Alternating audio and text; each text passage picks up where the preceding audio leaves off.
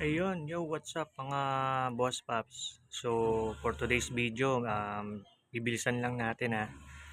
So, magpapalit tayo ng panggilid, upgrade tayo. So, papalit tayo ng torque drive, center spring, pati na rin ng bell.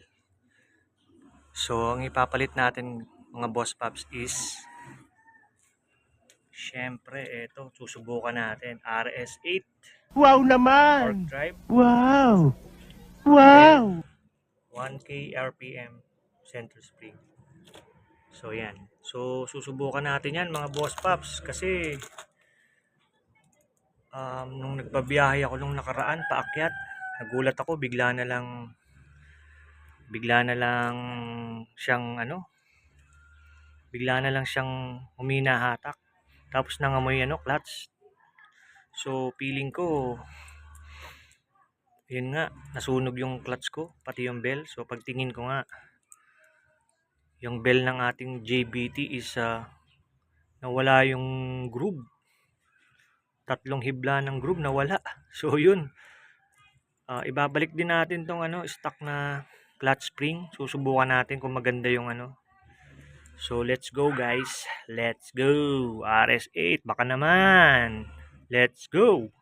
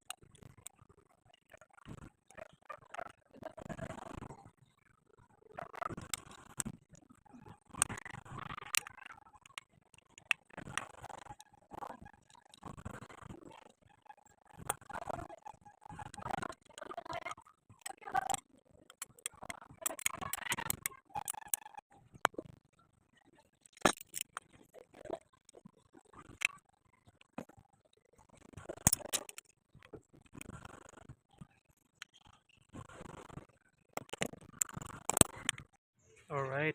So yan, na-assemble na natin siya mga boss paps. Kabit na natin yung center spring. Yun. RS8 Petmalu. So let's go. Ayun. So mga boss paps, nakabit na natin ang angas ng bell. Yan. So nakabit na natin siya mga boss paps. So let's go. Try natin.